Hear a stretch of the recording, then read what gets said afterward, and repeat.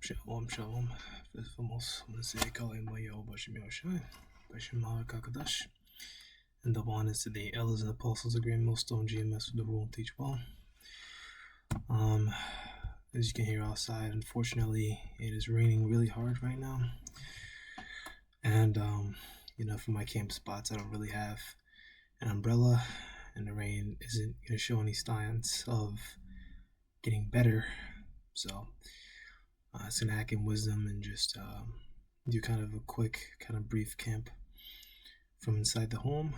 And I'm still looking into finding another camp. But I had to, of course. I can't just choose anywhere. I'm trying to find a place that has a head covering, a little overhang or something. And also, I can't pick a spot that is, too noticeable, because then I'll get kicked out. Or a spot that's kind of in a pseudo public private environment, I'll get kicked out, because I've tried that before. I used to camp around Chambers and Battery Park, and they played some old bullshit saying that this spot is that you can't camp there without having some sort of special permit. Which I knew immediately was a bunch of baloney. It was just someone who was complaining about me being there because they don't want the word to come out. So, right. I want to say also forgive the lack of garment. I just had to pause out and set out my King James, the water to that brother, GMS FAQ, for updating the GUI.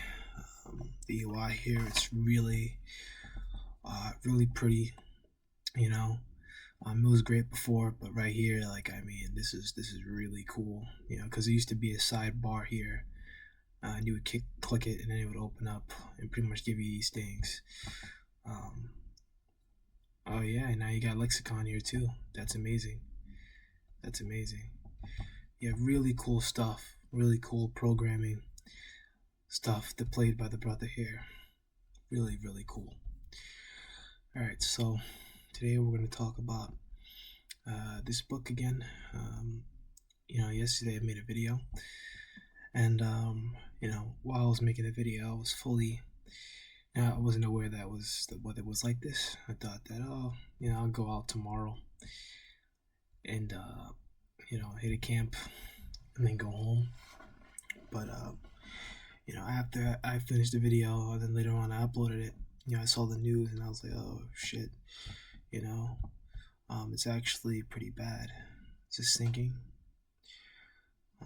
Let's see here. Does this show something that's sinking? Surrendering, lag, skip frames due to encoding lag, reset. Average time to render frame. Stream inactive, recording, total data output, bitrate. This should all be alright. Okay. It's only 82 frames. I gotta watch this, because if this gets too big, I think then that's what I had the problem before, where it wasn't lining up to my audio, and I don't want that. So, I was reading this book, and I really like this book. This book is really, really some cool stuff here. Jewish history, Jewish religion. It just goes really in depth. A lot of the Amalekite stuff. If I wanted to know this kind of stuff, I'd have to buy their books and then read them all outright. Which is nothing wrong with that. Getting into their stuff so you could expose them. But because you go into the Quran and expose them. You could go into different books and expose these people. See here, it's not biblical, but classical Judaism, much less recognized in the last few hundred years.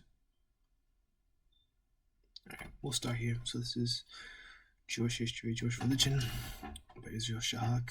Let's see where we are. Okay, we're good. Alright, and this is page 32. What concerns us, however, is not biblical, but classical Judaism. It is quite clear, though much is.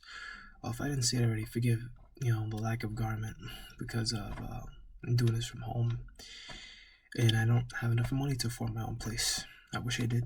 I wish I could be rich. I wish I had, $1 million, but I don't have it. Yeah, so I'm that's just what it is. But we're working on it. We're working on it.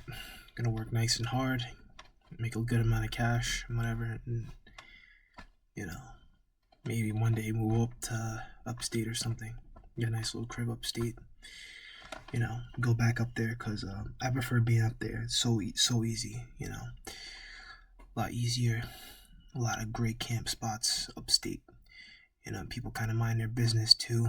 You get demons up there too, but yeah, you could just kind of get a little corner to yourself over there. Very good if you're by yourself.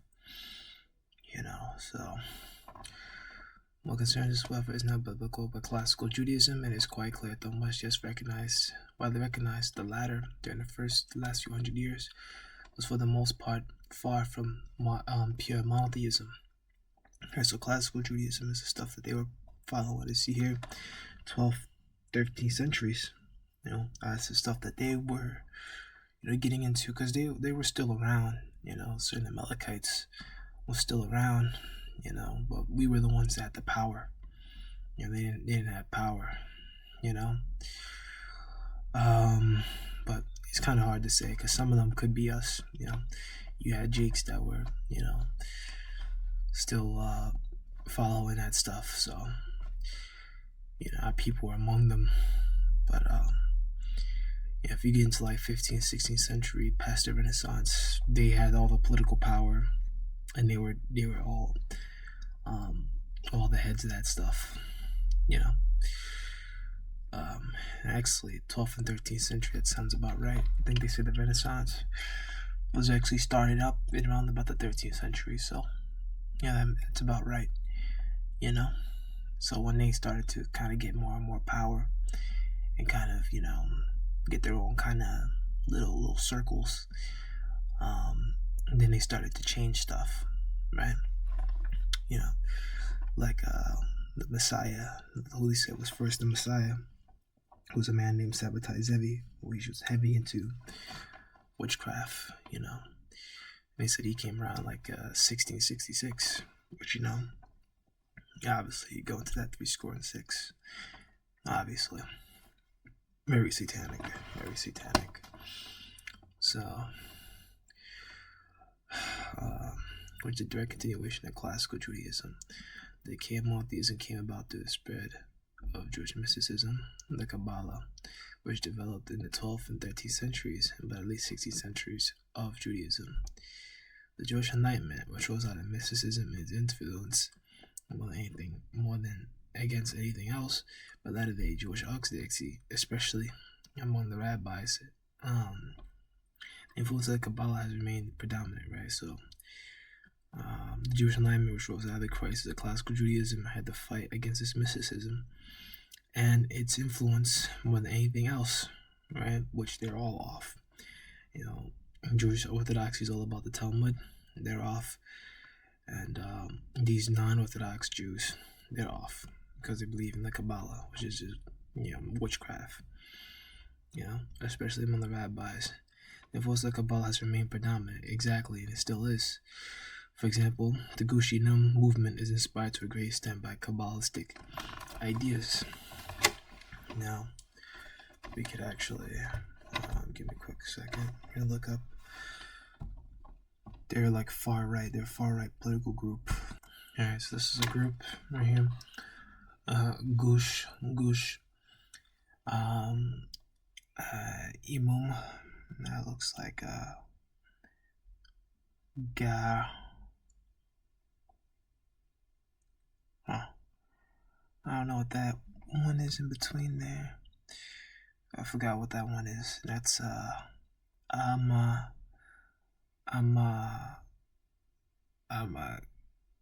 Gaudium. I don't know. Don't quote me on that. But Block of the Faithful. It was an Israeli ultra-nationalist Orthodox Jewish right-wing activist movement committed to establishing Jewish settlements in the West Bank, Gaza Strip, and Golan Heights. All right. and these they have these different groups like that, and that's why you have war like that to this day, because they still got these ultra nationalist groups out there, and the right pretty much runs the land, but not for long, because Israel is taking casualties and things like that in this war. It's not going to be something that they can keep on forever. So, we just gotta wait and see what happens. But eventually, I think that's very possible that Netanyahu and his generals, are gonna all be tried, found guilty of corruption. That they're all gonna get kicked out, because the whole thing about the error of Israeli intelligence is still a very, very much big question, and he's not going to be able to escape without answering to that. So that's possibly what's gonna happen. While not formally established as an organization until 1974, in the wake of the Yom Kippur War, Gush Emunim spread out of the conquest of the Six-Day War in 1967, which I believe that's where you get the sinking the U.S. liberty, encouraging Jewish settlement in the land of Israel based on 2 points, one religious and one practical. And I return back to, so that's pretty much the point. It was just all about their own conquest, and that was pretty much the point on that. We keep reading on. This chapter is devoted to a more detailed description of the theological. Right. Read on down. Knowledge and understanding of these ideas is therefore important for 2 reasons. First, without it, one cannot understand the true beliefs. Where are we? Still loading, still good. Okay, we're still stable here. Average time to render frame. Okay, we're not using a bunch of memory too, so forgive me. I have to always check these statistics.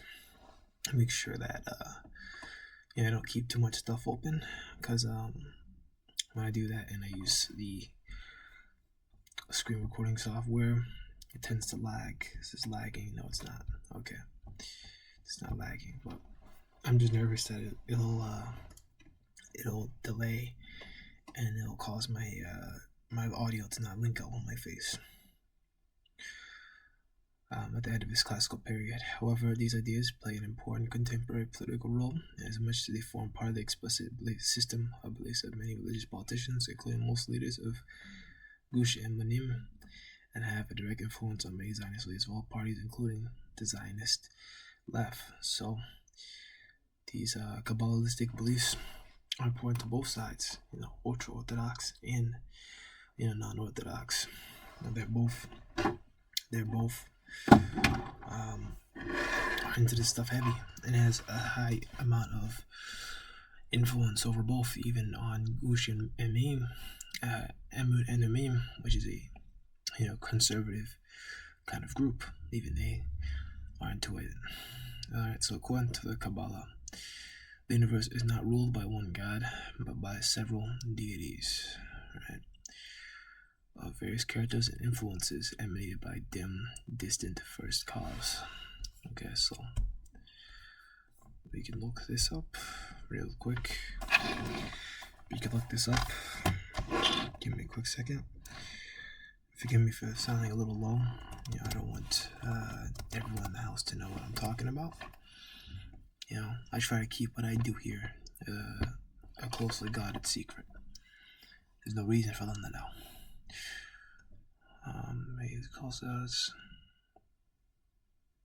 We'll start here. 1 Corinthians 8 and 5. What's something else?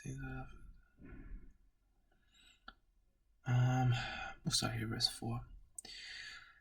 As concerning, therefore, the eating of those things that are offered in sacrifice unto idols, we know that an idol is nothing in the world, and that there is none God but one.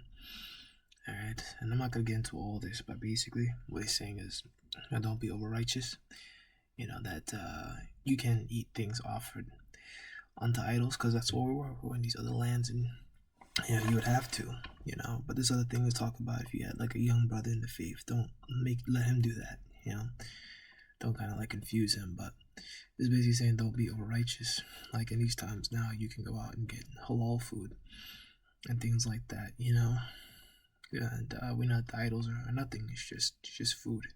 It's nothing, But we don't have the power and the rulership. If we did, then there would be no halal food. There would be no other foods. There would be no supermarkets. There would be farm fresh, ingredients, no GMOs, no pesticides, none of that. Just natural stuff. But we don't have the power yet, But we will, soon. Verse 5. For though there be that call gods, whether in heaven or on earth, there be gods many and lords many. Yep. So there's many gods, right? And there's another scripture to talk about that the gods of these people are demons. So the gods of the people are demons. So people say they worship Baal, they're worshiping, a demon. Because these people they tap in these false prophets, these other religions, false beliefs. They tap in and worship these devils, and the demons are able to communicate with them. Right, verse 6. But to us there is but one God, the Father, of whom are all things, and we in Him, and one Lord, Yahushua Mashiach, by whom all things are all things, and we by Him.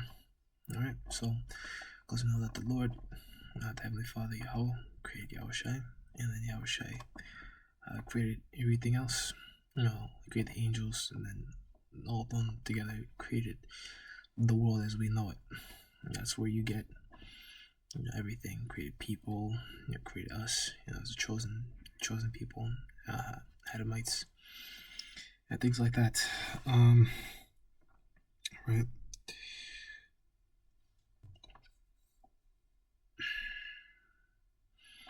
Because all this stuff is really, really bad. What they're saying, really bad, really, really bad breakdowns. Okay.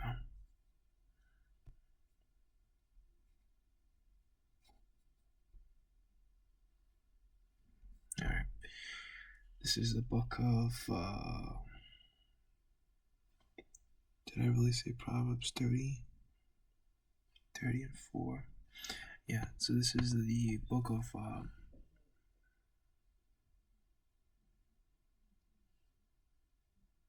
we'll start here. Alright, this is Proverbs 30 and 4. Just get to the point. Who hath ascended into heaven, or descended, who hath gathered the wind in his fist, who hath bound the waters in a garment, who hath established all the ends of the earth. What is his name? What is his son's name? If thou canst tell. As you see here, this is the words of Agar, the son of Jakeh, giving the prophecy. Spake the man spoke unto Ithiel and Ukal. I think he was a high priest, if I'm not mistaken. No. He was a disciple. Or a symbolic type person, but I'm not going to get all deep into it, but it's a riddle. It's a mystery. Alright, and we know the names now. It's Yahweh and Yahushua. We know both of the names, and there's only, see here, if there was another deity, then it would say that, but it doesn't, because there's nothing else. There's nothing else that needs our worship besides Yahweh and Yahushai. There's no Yahweh, Yahushai, and then worship the archangels. We don't believe in that, and that's not biblical. That's not biblical at all. All right, so the duty. So let's see here.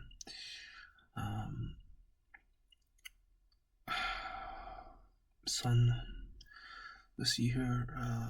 First, from the first cause, first email God calls wisdom. So many details. One can summarize the system as follows. This is what the Kabbalah says, right? So I'm not making this up. And this book is by an Amalekite who's exposing his brothers. He was a professor of chemistry in Israel, and he's exposing his brethren, tongue falling upon themselves, and these Amalekites, they write these books, but they let their hair out like this because they don't expect, other peoples to get their hands on it, So they let their hair out and they let these books come out because they say, no one else is gonna read this. And this book is hard to find in print. But once I get a little bit more money, I would love to go buy the book in print.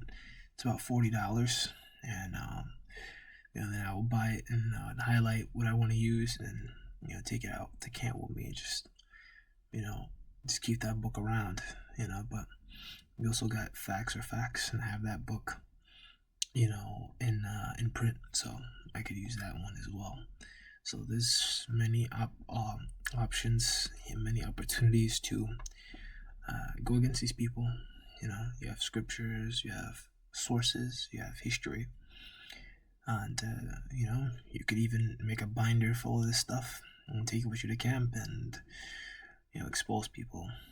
Personally, I'm not gonna do that because I don't have enough space. Actually, no. Now I do. Because I do have my big easel bag, so I could just dump a binder or something in there, or make like a folder or something. Not a big binder, something small and light, because that thing is already super heavy. Well, not super heavy, not heavy for me, but you don't want to carry like a whole bunch of weight on you while you have to walk here, walk back to the station, then get on the train, then you gotta take the bag off, then you gotta get, what I mean? I don't have a car yet, so we're just gonna, I'm just doing what I have to for now until I can, get myself in order.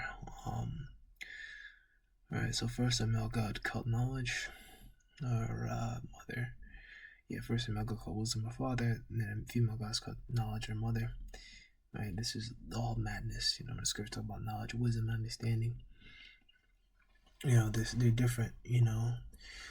Sometimes they're used together as a for poetry, but you start off with learning, and that's the acquisition of raw information, and following learning you gain knowledge, which means the raw information has become whatever stuff that goes on in your brain, neurons and whatever connecting, you're more, we say, neurologically efficient, right? That's knowledge. Following knowledge is knowledge, wisdom. Yeah, so other knowledge, you have wisdom, which wisdom is how you apply said knowledge, and you know how to use it and when. That's wisdom. When they say someone's wise, they know when to speak, when not to speak.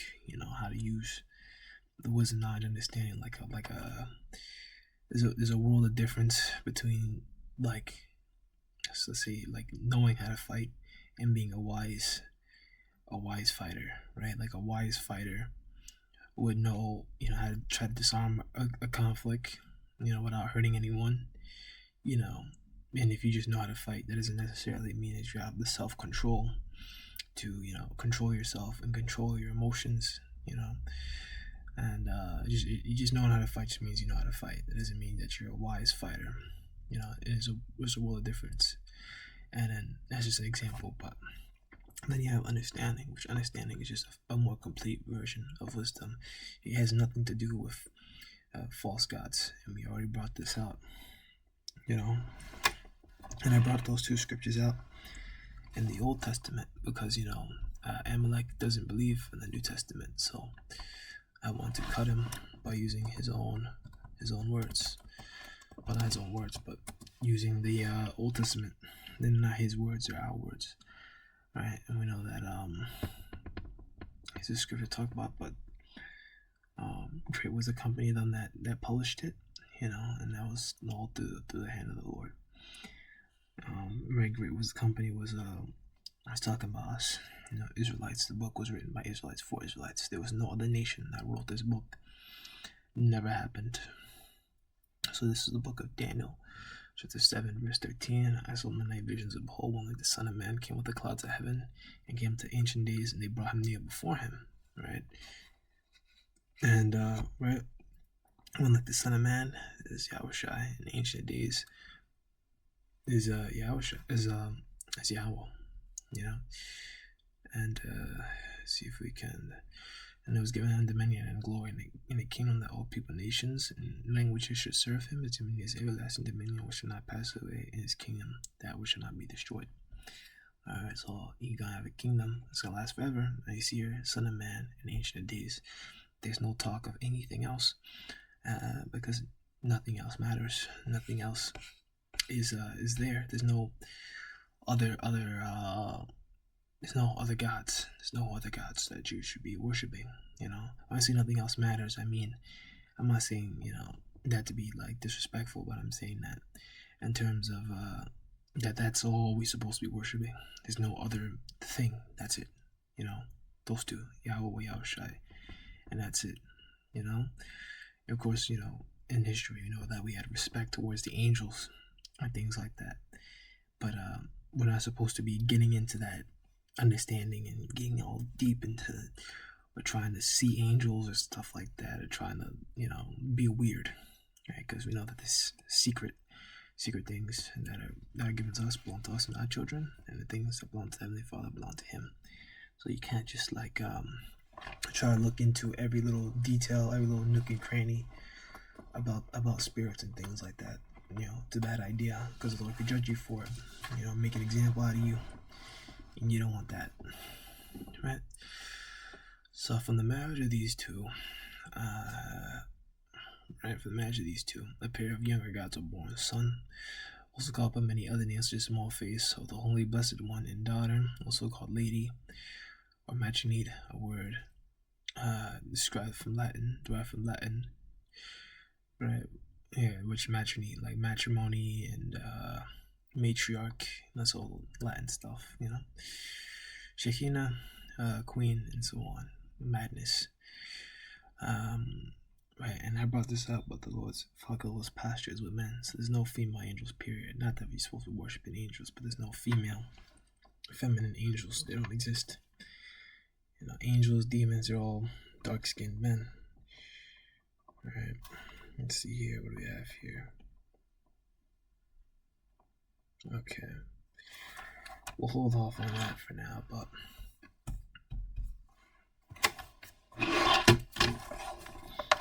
okay.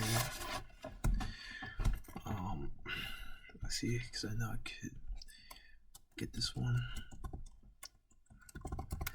Yeah, I'm gonna start writing my precepts down from now on, because it's just a lot easier than kind of fumbling around and trying to get stuff on the fly. Right.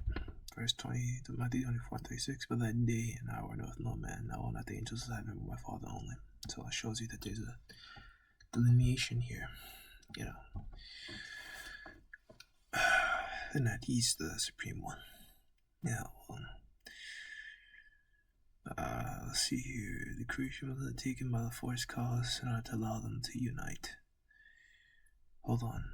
These two younger gods should be united, but the union is prevented by the machinations of Satan, who in his system is a very important and independent personage. So we can go ahead and get this, because that is not true.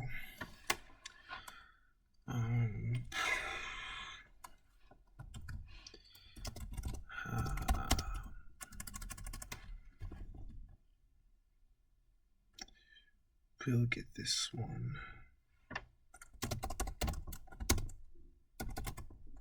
What the hell did I just do? Okay. So this is 1 Kings chapter 22, and which is Israel, the name of the Lord.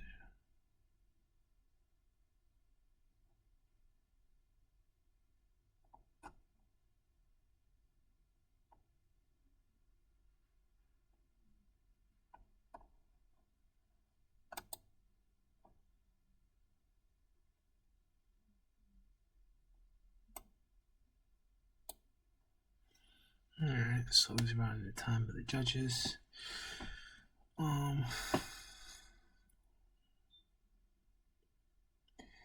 Yeah, so basically the king of Israel had false prophets pretty much telling him what he wanted to hear, right?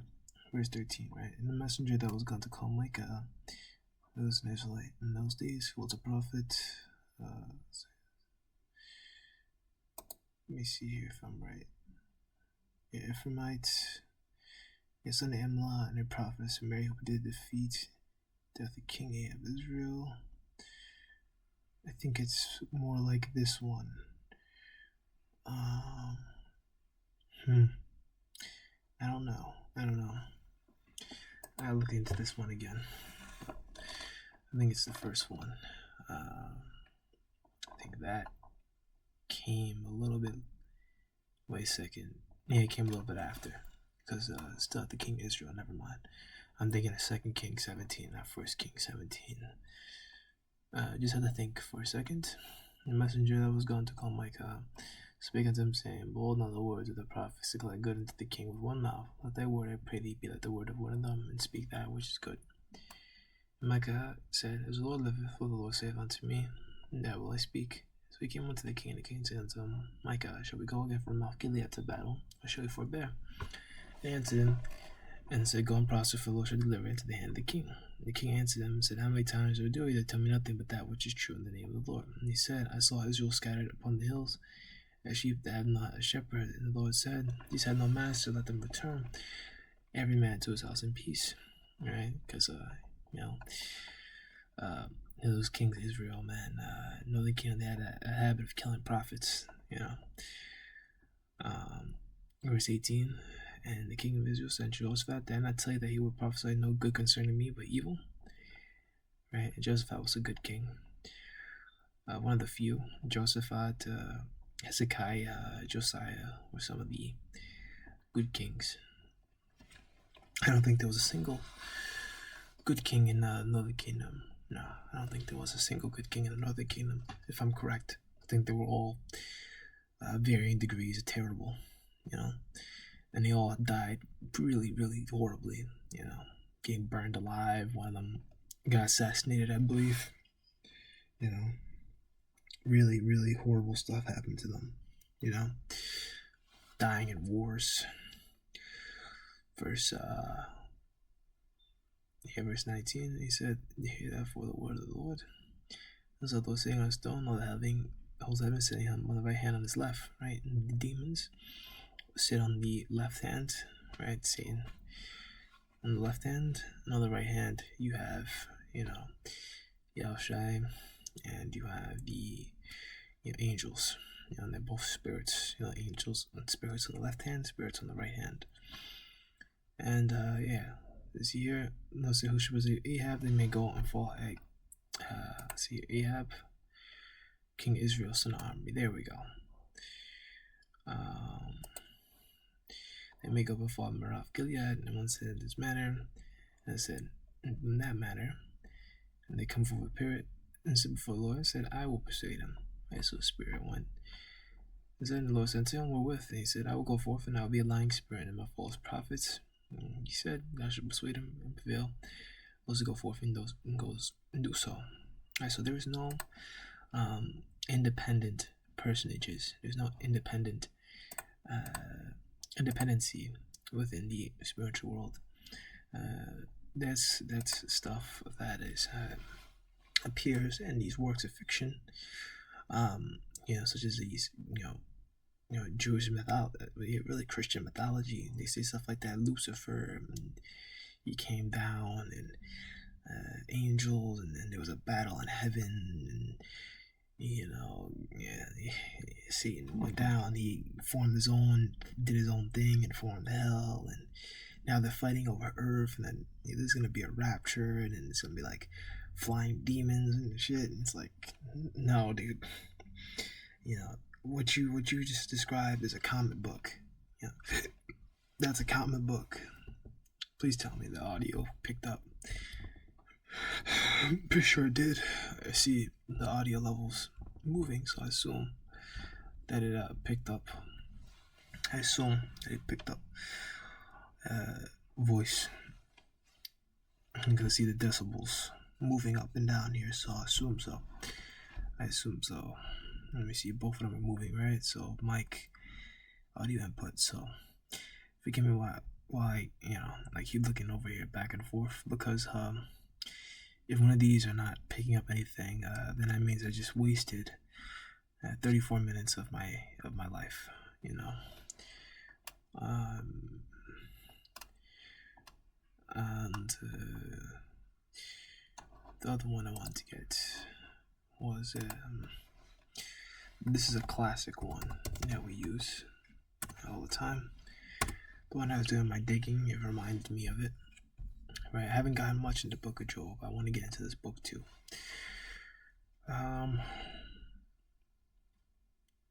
So 6, now there was a day when the sons of God came to present themselves before the Lord, and Satan came also among them. The Lord said to Satan, whence cometh thou?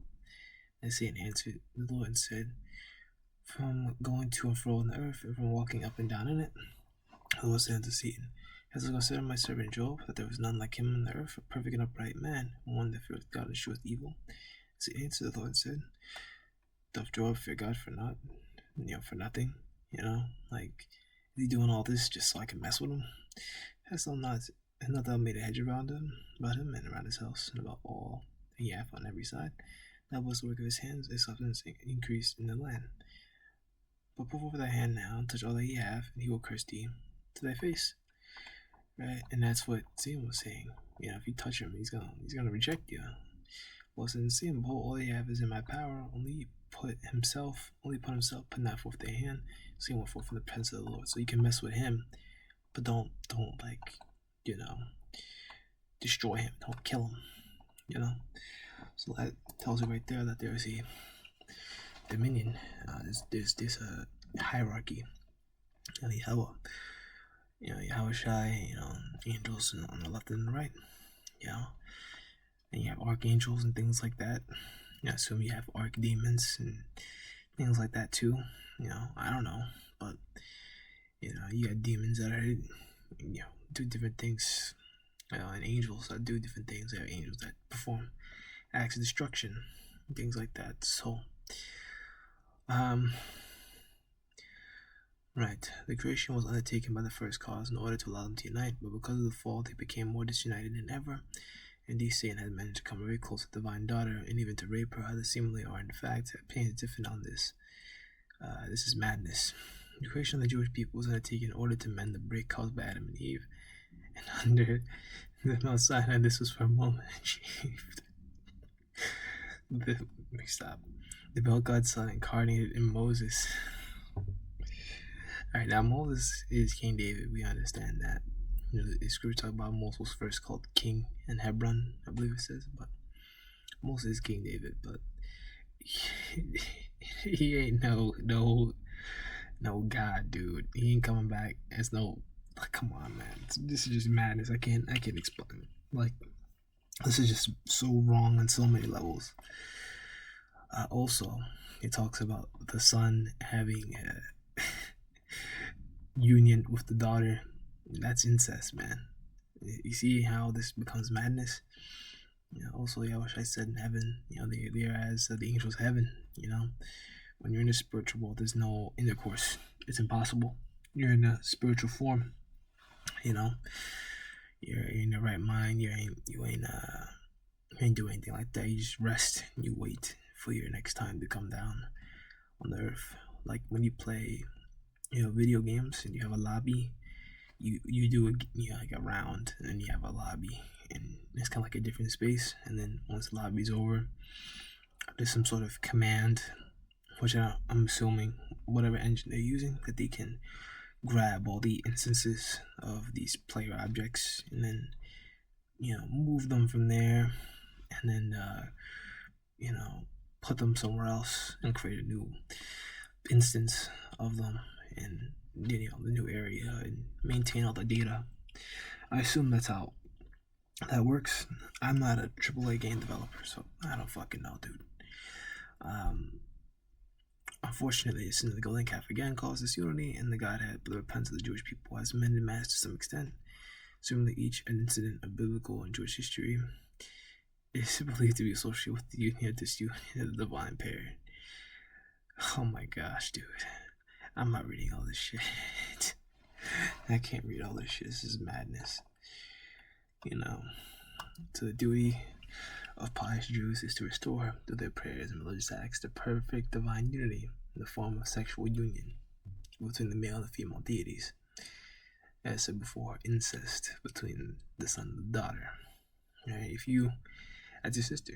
Yeah, that's according to them. That's sex between a brother and a sister. See how sick and perverted these people are. This is for most ritual acts, which every devout Jew has to perform many times each day. And the following Kabbalistic formula is recited for the sake of the sexual congress of the Holy Blessed One in his Shekinah. The Jewish morning prayer is also raised to promote the sexual union. If only temporary successive parts of the prayer mystically correspond to the sexual stages of the union. This is madness. At one point, the goddess reports with her handmaidens. At another, the god put his arm around her neck and found those, other prayers or religious acts as interpreted by the Kabbalists. It's to deceive various angels imagined as minor deities who what they measure independence or to propitiate sin. Oh my gosh, dude. This is terrible. So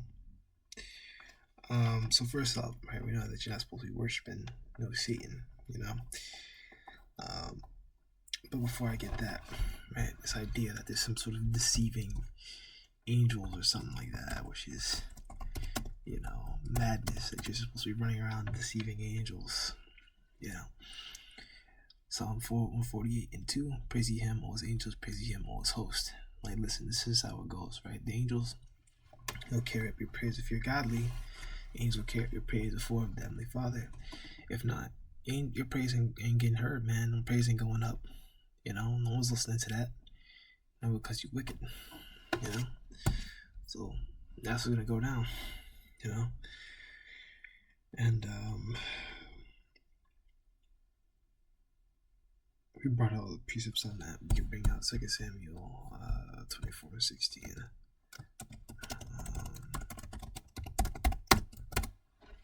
Just look at 2 Samuel 24:16. One angel stretched out his hand upon Jerusalem to destroy it, from Dan to Beersheba.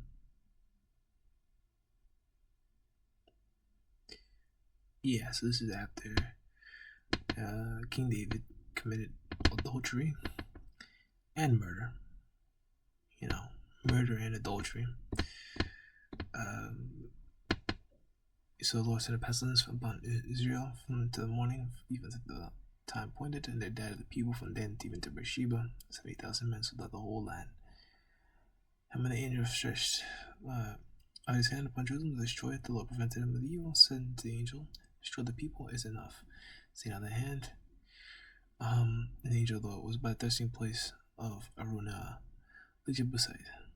As the angel was going to wipe out Jerusalem, which is his hand, man, so either way, he's going to shoot a laser beam out of his hand or something. He was fully intent on annihilating the entire land, destroying all of Jerusalem. Which if that happened, then Jerusalem would have been, a massive smoke, right? Now the second part, which I'm just gonna get to the point here because there's so much you can say about this. It's not even funny. This is Judges 10:14. Verse 13, you have forsaken me, so other gods, wherefore I will deliver you no more. Right? So we're not supposed to serve other gods, right? Go and cry unto the gods you have chosen, let them deliver you in a time of tribulation. They can't, because they don't have the supreme power. You can't worship nothing else but Yahweh Yahushua. That's it. And this is the stuff that they believe in. Now, I think this is pretty much it for now. When you brothers edified. This is it for this camp. And shalom. Come on.